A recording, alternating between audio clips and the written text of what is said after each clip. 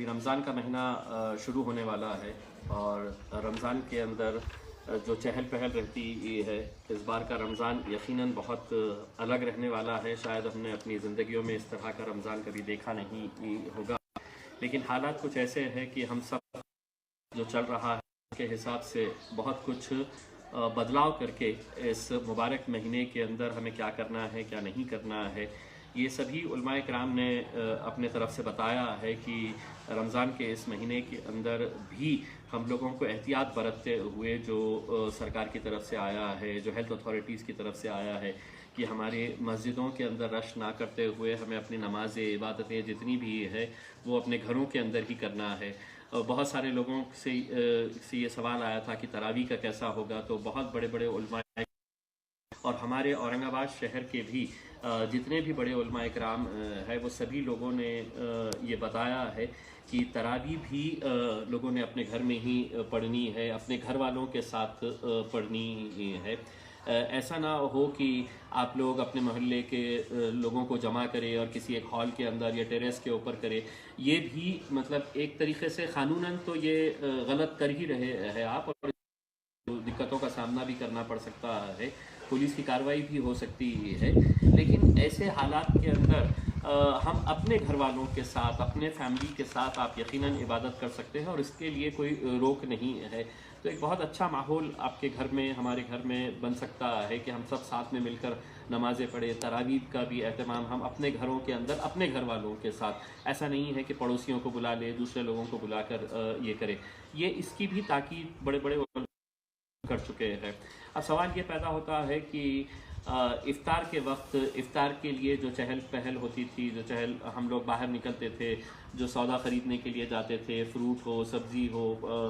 Paint खजूर हो या दूसरे अलग अलग आइटम्स ख़रीदने के लिए हम जो जाते थे,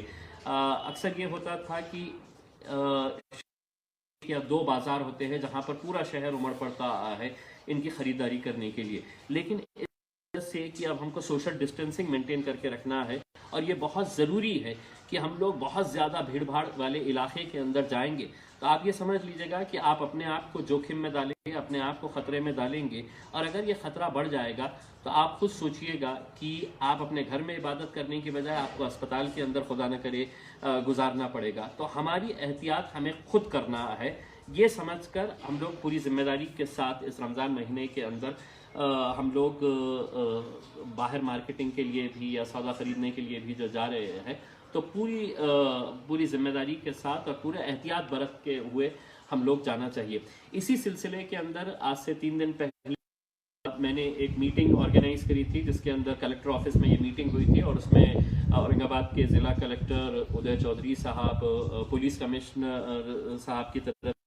दोनों डीसीपीस आए थे, मकवाना मैडम थे और खटमोड़े साहब थे, म्यूनसिपल कमिश्नर थे अस्तिक कुमार पांडे साहब, ग्रामीण की एसपी थी मोक्षदा पाटिल मैडम थे, और औरंगाबाद के जितने भी एमएलएज और एमपी है वो सभी लोग उस मीटिंग के अंदर आए थे और उन्होंने सब ने बहुत अच्छे तरीके से मशवरा भी दिए थे। तो हमने ये फैसला किए हैं कि औरंगाबाद शहर में तकरीबन 21 ऐसे स्पॉट्स आइडेंटिफाई किए हैं। इसका मतलब ये है कि आप जिस महल्ले के अंदर है आपको अपनी मार्केट उसी महल्ले के अंदर मिलेगी। वो बहुत सारे ओपन ग्राउंड्स हमने आइडेंटिफाई किए हैं जिसको पुलिस ने और एएमसी की तरफ से वहां पर जाके स्पॉट इंस्पेक्शन भी किया गया है और उसे ओके कर दिया गया है। तो अगर कोई फर्ज करिएगा कि भड़कल गेट में रहता है तो उसे बहुत ज़्यादा दूर जाने की ज़रूरत नहीं रहेगी, उसके करीब की ही जो मार्केट रहेगी उसको वहाँ पर ही सारे सब्जी जो भी रहेंगे वो मिल जाया करेंगे। एक उदाहरण के तौर के ऊपर हमने ये किया है कि जैसा आम खास मैदान जो है बहुत बड़ा मैदान है और वहाँ पर एक बड़ी मार्केट वहाँ पर लगेगी और उस मार्केट के अंदर जिन लोगों ने वहाँ पर जाकर सब्जी, तरकारी, फल, फूल जो भी खरीदने का रहेगा वो वहाँ पर उस मार्केट से खरीद सकते हैं। यानी कि किन को बुड्डी लाइन में रहने वाले, रोहेला गली में रहने वाले, लोटा कारंजा, टाउन हॉल, भड़कल गेट, ये यहाँ के जितने भी लोग हैं इन्हें अगर खरीदने के लिए जाना है तो इन्हें आम खास मैदान के अंदर आना पड़ेगा। उसी तरह से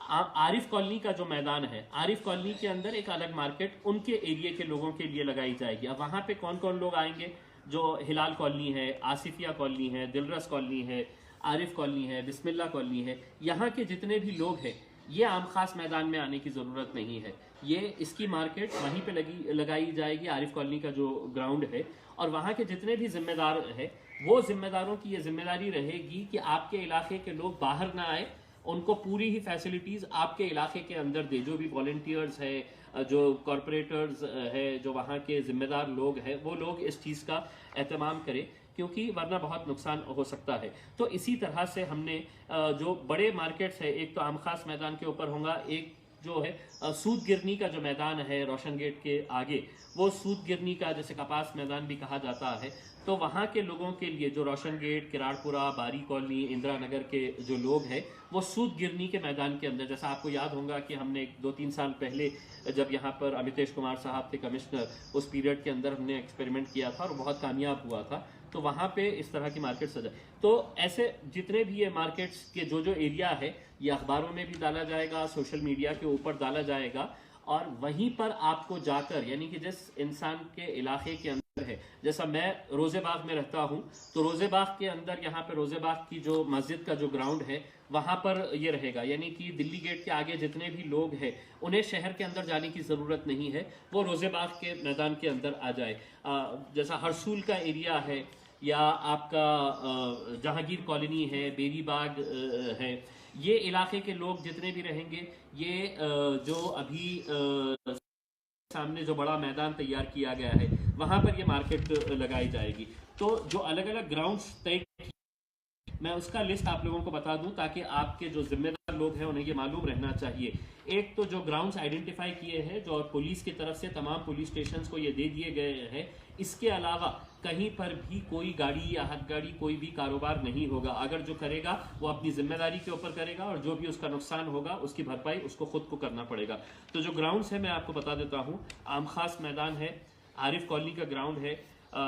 गिरनी का ग्राउंड है रोशन गेट के आगे, अल्तमश कॉलोनी का जो कॉरपोरेशन का जो ग्राउंड है वहाँ पर अल्तमश कॉलोनी का ग्राउंड है, हरसूल जेल का सामने का जो नया मैदान अभी साफ किया गया है तरफ से वो ग्राउंड रहेगा, फिर मोतीवाला स्कूल का जो ग्राउंड है वो रहेगा, फिर न्यू एसटी कॉलोनी का जो ग्राउंड है वो एक है, दिल्ली गेट का जो एरिया है, दिल्ली गेट का area, Delhi gate petrol pump के सामने का जो मैदान है वहाँ पर आप गाड़ियाँ लगा सकते हैं, रोजाबाग ईदगाह का मैदान है वहाँ पर लगा सकते हैं, गेट का ट्रैफिक गाड़ियों के लिए जो पार्किंग का जो ग्राउंड है जू सेंटर्स के बाजू का, वो एरिया के अंदर पैठन गेट का वहाँ पर लगाया जाएगा। पहले हमने छोटा तकिया का ग्राउंड भी आइडेंटिफाई किया था, लेकिन वहाँ पर चूंकि बहुत ज़्यादा पॉजिटिव केसेस आए हैं तो वो ग्राउंड को कैंसिल कर दिया गया है। तो अब वो छोटा तकिया की जगह वहाँ पर अब पैठन गेट का जो पार्किंग का एरिया है वो एरिया के अंदर हाथ गाड़ियाँ या जितने भी दुकानें लगाई जा सकती हैं वहाँ पर लगाई जाएगी। रेलवे स्टेशन और वहाँ का जितना भी एरिया है, जागीरदार कॉलोनी, सादत नगर, राहुल नगर, हमालवाड़ा, वहाँ के लिए सिल्क मिल कॉलोनी का मोइनुल स्कूल जो है, मोइनुल स्कूल का जो ग्राउंड है वो मोइनुल स्कूल का ग्राउंड के अंदर वहाँ पर लगाया जा सकता है। साथ ही साथ नारेगांव स्कूल का जो कॉरपोरेशन का ग्राउंड है वो नारेगांव स्कूल के कॉरपोरेशन ग्राउंड के अंदर भी वहाँ पर लगाया जा सकता है। मिसरवाड़ी के अंदर ये बताया गया था कि MIDC का एक प्लॉट आइडेंटिफाई करके वो वहाँ के कंसर्न पुलिस स्टेशन बता देंगे कि कौन सा प्लॉट किया गया है वहाँ पे। चिकल थाने का जो है हीना नगर चिकल थाने का, तो वहाँ पर जो वाहन बाजार जो भरता है, जो गाड़ियों का जो बाजार भरता है, वहाँ पर मार्केट लगाया जाएगा। फिर शानूर मियाँ दरगाह का जो है या शास्त्री नगर का, तो वहाँ पर जबिंदा लॉन्च जो है, जबिंदा ग्राउंड जो है वहाँ पर ये लगाया जाएगा। छावनी के लिए और छावनी के साथ साथ नंदनवन कॉलोनी, चांदमारी या वो जितना भी एरिया है उसके लिए ये तय किया गया है कि मिलन स्कूल का जो ग्राउंड है वो मिलन स्कूल के ग्राउंड के अंदर वहाँ पर मार्केट, यानी कि जयसिंहपुरे में पंचक्की के साइड में भी रहने वाले लोग जो है वो इस ग्राउंड के ऊपर आ सकते हैं और यहाँ पर ये मार्केट लगाई जाएगी। उसी तरह से पंचक्की का जो कॉरपोरेशन का ग्राउंड है वहाँ पर कोहिनूर कॉलोनी और पंचक्की के अतराफ रहने वाले जितने भी है वो कॉरपोरेशन का जो ग्राउंड है पंचक्की को लगकर, तो वहाँ पर ये लगाया जा सकता है। तो तकरीबन 21 ऐसे स्पॉट्स आइडेंटिफाई किए हैं जहाँ पर ये बाजार लगाया जाएगा। अब समय जो तय किया गया है इस पूरी मीटिंग के अंदर, वो ये तय किया गया है कि सुबह जो वेजिटेबल मार्केट जो लगाई जा रही है, जो शाम में सुबह 6 बजे से 9 बजे तक, वो तो जारी ही रहेगी। लेकिन ये फ्रूट्स इफ्तार के लिए जो ये बाजार लगेंगे इन ग्राउंड्स के ऊपर, इसके तय अभी जो तय हुआ है, मैं अभी कुछ देर पहले चिरंजीव प्रसाद साहब पुलिस कमिश्नर साहब से मेरी बात हुई थी कि हम लोग 3 बजे से लेकर 5:30 बजे तक ये बाजार लगाया जाएगा। 3 बजे से 5:30 बजे, 5:30 बजे सारी अपने जितनी भी फरोख्त करके यहाँ से निकल जाएगी और 6 बजे तक जितने भी वहाँ पे दुकानदार है, ये दुकानदारों ने 6 बजे तक अपना वो जगह खाली कर देना चाहिए। तो ये एक एक्सपेरिमेंट के तौर के ऊपर किया जा रहा है। अगर 2-4 दिन के बाद, रमज़ान के 2 दिन के बाद अगर लगेगा कि वहाँ पर किसी जगह के ऊपर खास बहुत ज़्यादा रश हो रहा है, तो उसके अंदर और कुछ बदलाव किए जाएंगे। लेकिन आप सभी लोगों से अपील है कि जब खरीदने के लिए जाएंगे तो मास्क पहन कर जाइए। और मास्क का मतलब ये नहीं है कि आपके पास मास्क ही होना, कम से कम घर का कोई कपड़ा ले लीजिएगा, दस्ती लगा लीजिएगा। लेकिन मार्केट में जाते वक्त आपको, और जो बेचने वाले रहेंगे उनके लिए भी ये बंधन कारक रहेगा कि वो लोग अपना मास्क लगाकर ही अपना कारोबार कर सकते हैं, वरना आपको मालूम है कि कॉरपोरेशन का स्क्वाड घूम रहा है और वो फाइन कर रहा है। तो ऐसे उसके अंदर हम भी कोई मदद नहीं करेंगे, क्योंकि आपकी गलती की वजह से दूसरे लोगों को नुकसान हो सकता है। तो आपको एहतियात बरतना जरूरी है, और अगर आप एहतियात नहीं कर रहे हैं तो आपको यकीनन फाइन होनी चाहिए, और हम उसका पूरी तरह से तायीद करते हैं। हम बार बार जो आपको कह रहे हैं कि अपनी जिम्मेदारियों को समझिए, घर के अंदर रहिएगा। देखिए, आज बड़े अफसोस के साथ मुझे ये कहना कि मजलिस इत्तेहादुल मुस्लिमीन के हमारे धुलिया के जो ज़िला अध्यक्ष थे हाजी कलीम शाह साहब, जो हमारे धुलिया के MLA है फारूक शाह साहब, इनके भाई है, आज उनका इंतकाल हो गया है। हमारे MIM पार्टी के ज़िला अध्यक्ष थे। ये पिछले कई दिनों से लोगों के बीच में थे, लोगों की खिदमत कर रहे थे और लोगों को अनाज पहुंचाने का काम कर रहे थे, लोगों की मदद के लिए भागदौड़ कर रहे थे। और ऐसे हालात के अंदर वो भी कोरोना ग्रस्त हो, आज उनका इंतकाल हो गया है। तो मैं आप लोगों से जो बार बार कह रहा हूँ, वो इसीलिए कह रहा हूँ कि अगर अपनी जिम्मेदारी नहीं समझेंगे तो ये कोरोना वायरस किसी को देखकर नहीं आता है कि कौन कैसा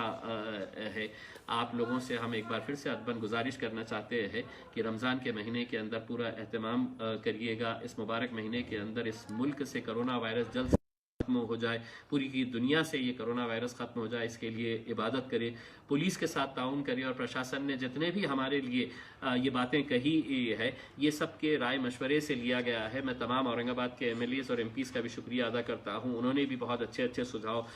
दिए हैं। जहाँ तक मस्जिदों के अंदर आज़ान की बात है, ये फैसला हमने महाराष्ट्र के होम मिनिस्टर को और चीफ मिनिस्टर के ऊपर छोड़ा है, क्योंकि ये पूरे महाराष्ट्र के ताल्लुक रखता है। बहुत सारे लोग इस बारे में सवाल कर रहे हैं कि अजानें होगी क्या नहीं। हमने म्यूनसिपल कमिश्नर साहब से अपील की है कि शाहगंज के अंदर जो घड़ी है और उसमें से सायरन जो निकलता है, वो सायरन का एहतमाम करें, और उन्होंने मुझे आश्वासन दिया है कि वो सायरन का एहतमाम करेंगे। तो एक बार फिर से मैं औरंगाबाद की ही नहीं बल्कि महाराष्ट्र की, हिंदुस्तान की पूरी आवाम को रमज़ान की बहुत बहुत मुबारकबाद देता हूँ, और उम्मीद करता हूँ कि इंशाअल्लाह जब ईद आएगी तो ईद के मौके के ऊपर हम सब लोग बाहर निकलेंगे, बाहर निकल कर गले मिलेंगे और एक दूसरे को मुबारकबाद देंगे। ये मुमकिन है तभी आप लोगों को, अगर आप पूरी जिम्मेदारी के साथ आप लोग ये रमज़ान अच्छे तरीके से मना सके। तो बहुत बहुत शुक्रिया।